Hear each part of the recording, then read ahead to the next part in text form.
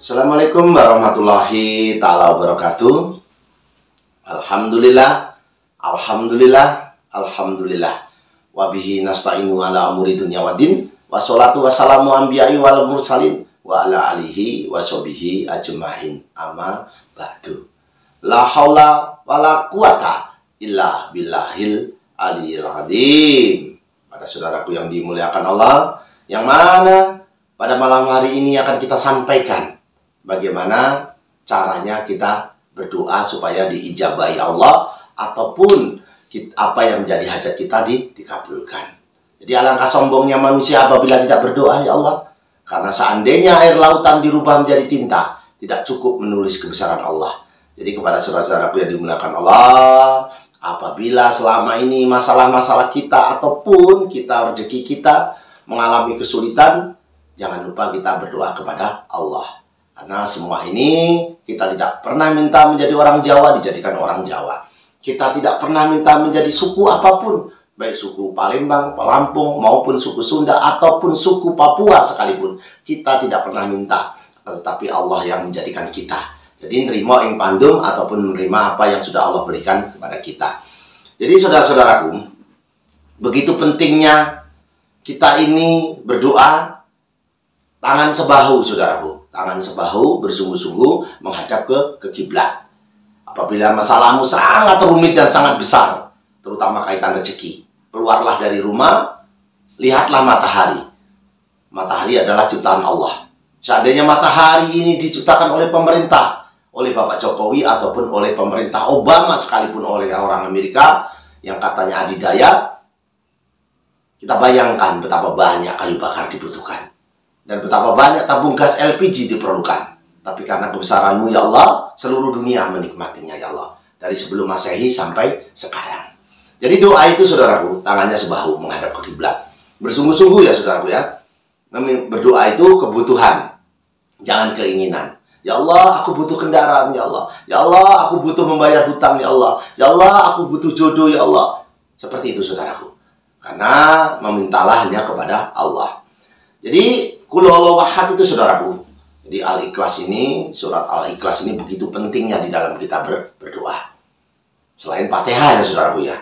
Salat fardu 3 kali kita membaca Qul huwallahu ahad Allahus somad. Tatkala Allahus somad, saudaraku, diulang 7 kali. Qul huwallahu ahad Allahus somad, Allahus somad, Allahus somad, Allahus somad, Allahus somad, Allahus somad, Allahus somad. Lalu diteruskan lagi. Tatkala membaca Allahus somad, Allahus somad, saudaraku, jangan bernapas, saudara. Tahan. Tahan, Allahus somad, Allahus somad, Allahus somad, Allahus somad, Allahus somad. Setelah itu dalam hati kita, aku ingin membayar hutang, ya Allah. Jadi 1 kali saja permintaannya, saudaraku ya. Jadi permintaannya 1 saja. Jangan berlebih, saudaraku ya. Jadi 1 saja, misalnya saya mau bayar hutang, ya Allah. Lalu diteruskan. Seperti itu ya, saudaraku. Jangan keinginan ya, saudaraku ya, tapi kebutuhan. Jadi Qul huwallahu ahad Allahus somad, lam yalid wa lam yulad wa lam yakul lahu kufuwan ahad. Jadi seperti itu. Itu dibaca kalau masalahmu besar sampai 313, saudaraku. Supaya doamu dikabulkan. Setelah sholat subuh ataupun mau maghrib ya, saudaraku ya. Setelah mau maghrib itu, saudaraku, jangan sehabis maghrib ya, saudaraku ya. Matahari tenggelam, saudaraku sudah membaca 313 Al-Ikhlas ataupun Qul huwallahu ahad. Jadi sebelum memulai membaca Qul huwallahu ahad, saudaraku. Tapi kalau sholat fardu tadi, saudaraku, 3 kali itu dibiasakan setelah sholat subuh ataupun sholat isya ataupun sholat maghrib, baca Qul huwallahu ahad 3 kali untuk diriku, ya Allah, seperti itu. Karena Qul huwallahu ahad ini, saudaraku, jantungnya Al-Quran. Jadi seandainya kita tidak ada jantung, maka akan mati. Nah, kalau masih gak ada kaki, banyak orang hidup, saudara. Gak ada tangan, banyak orang hidup. Tapi kalau tidak ada jantung, maka akan menjadi mati. Jadi sebelum membaca Qul huwallahu ahad Allahus somad, saudaraku, yang 313 kali, maka kita kirim Al-Fatihah untuk Rasulullah, saudaraku, ila ruhi ataupun Rasulillah, Al-Fatihah ataupun ila ruhi, ila arwahi, ila hadrati, saudaraku, ila hadrati, ila ruhi, ila arwahi Rasulullah sallallahu alaihi wasallam, Al-Fatihah. Setelah itu ila ruhi, ila hadrati, ila ruhi, ila arwahi malaikat Jibril, Al-Fatihah. Ila hadrati ila ruhi ila arwahi kodamku, pendamping kita saudaraku. Al-Fatihah. Ila hadrati ila ruhi ila arwahi, orang tua kita ataupun siapa yang teringat oleh kita, kirim Al-Fatihah. Setelah itu baru Al-Ikhlas saudara ya, 313. Jadi tapi pas Allahumma Allah. Jadi kul Allahu ahad Allahu somad itu 7 kali saudaraku sampai 313. Allahu somad, Allahu somad, Allahu somad, Allahu somad. Seperti itu saudaraku. Tahan napas tapi saudaraku. Nah ini kalau hajat kita besar ya saudaraku ya. Ya ini yang perlu saya sampaikan. Jangan lupa kita ini ya Allah, sirullah, zatullah, saifatullah, wujudullah. Dalam arti nanti insya Allah wujud kita akan ada yang membantu kita. Itu apabila kita ingin ayat-ayat yang pendek ya saudaraku ya. Jadi yang perlu saya sampaikan, kalau berpergian jangan lupa bismillah la haula wala quwata illa billah. Insya Allah di dalam perjalanan kita pun akan diselamatkan. Jadi yang sirullah, zatullah, safatullah, wujudullah itu kaitannya kalau kita ini di tempat-tempat yang memang agak-agak kurang nyaman saudaraku. Jadi kurang nyaman, kurang enak di tempat itu. Kadang-kadang kita ini ada yang manggil kita tapi kok nggak ada rupa. Tadi kayaknya ada yang manggil saya loh, kok nggak ada rupanya ya. Jadi maka saudara ini berazan.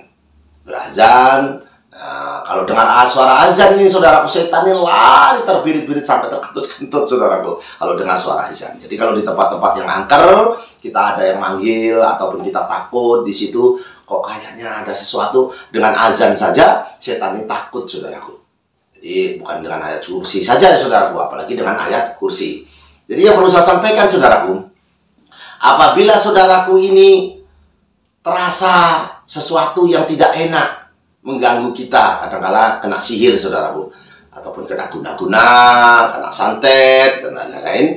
Seseorang kena sihir itu kadang-kala ada sihir pemisah, ada sihir cinta, ada sihir gila dan lain-lain. Maka untuk melepaskannya saudaraku, gunakanlah ayat-ayat suci Al-Quran ataupun ayat-ayat yang ada di dalam suci Al-Quran. Selain itu kadang-kala kalau kita orang Jawa saudaraku, primbon Jawa ini menggunakan daun ini saudaraku, ya Allah, kalau di Islam daun bidara.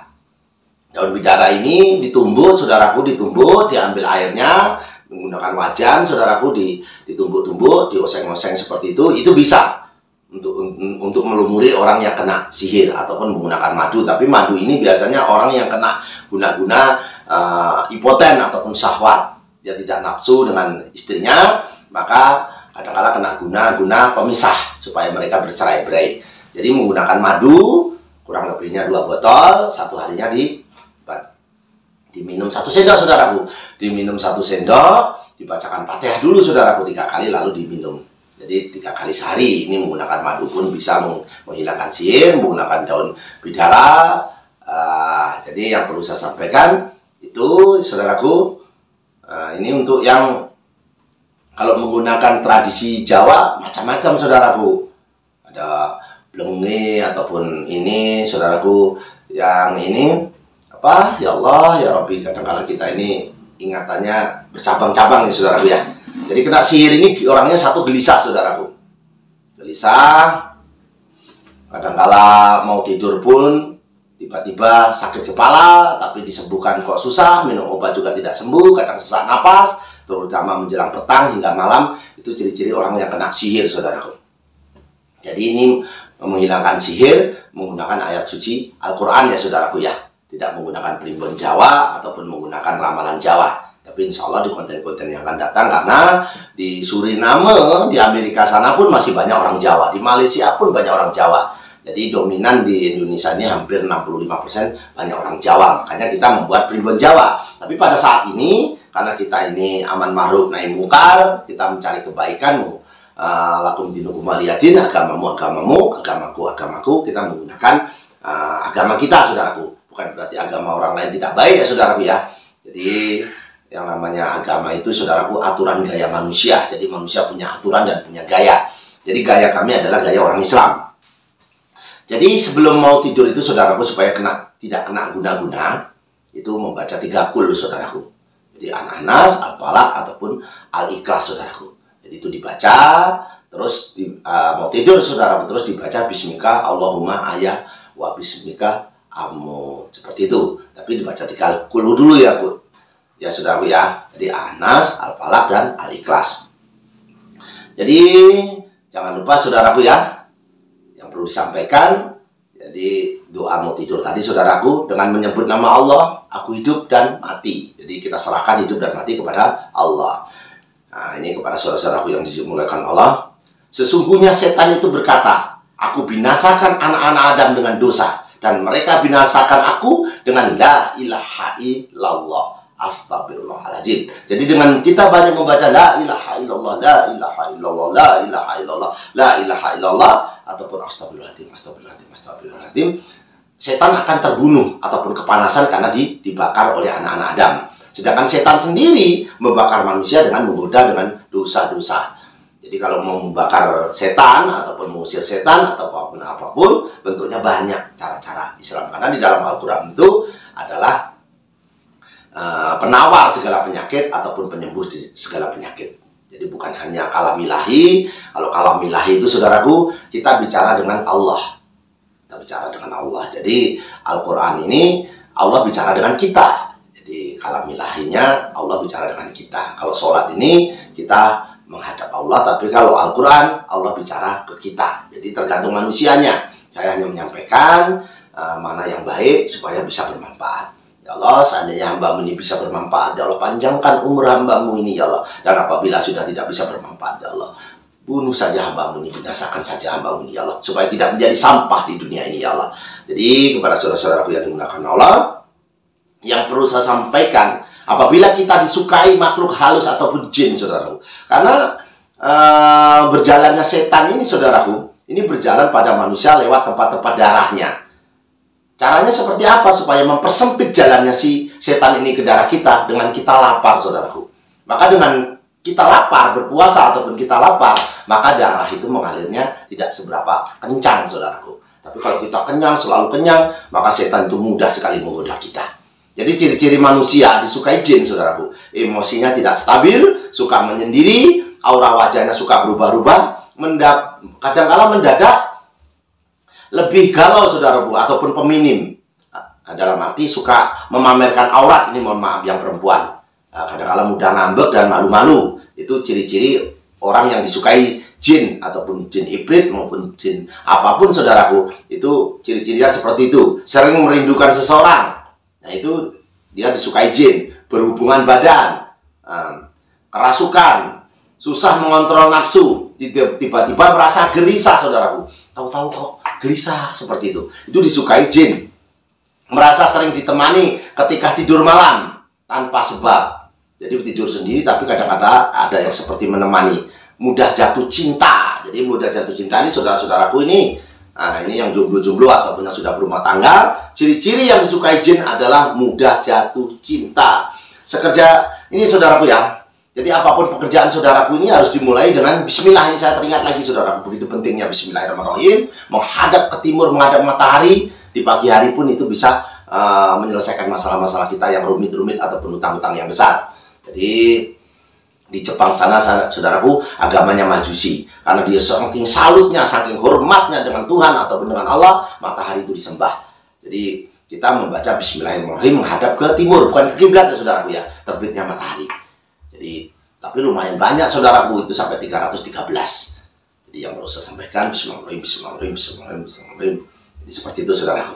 Jadi diakhiri dengan Allahumma sholli ala Sayyidina Muhammad. Ditutup seperti itu, saudaraku. Kalau bismillahirrahmanirrahim. Yang perlu saya sampaikan, saudaraku, kembali lagi kepada bismillahirrahmanirrahim. Itu penting ya, saudaraku ya, untuk memulai sesuatu pekerjaan. Jadi sifat daripada kita manusia, saudaraku, terutama saya ini si Kliwon ini laki-laki. Loh, kenapa Pak Kliwon itu menggunakan kopiah seperti itu? Nah, ini bukan kopiah dari Mekah, saudaraku, ataupun Muslim, bukan. Ini tradisi kami, adat kami dari Lampung.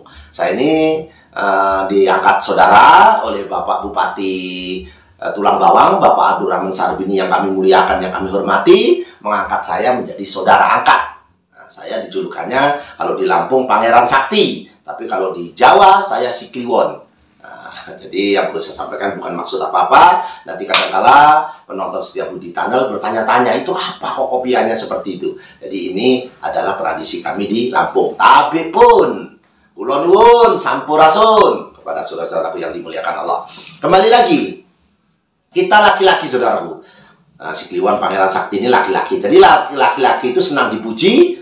Nah, jadi kalau wanita senang dimengerti. Lelaki senang dihargai, wanita senang dimanja. Lelaki dengan berpikir, wanita dengan perasaan. Jadi ini saya sampaikan kepada setiap Budi Channel, baik laki-laki maupun perempuan, ini loh watakmu.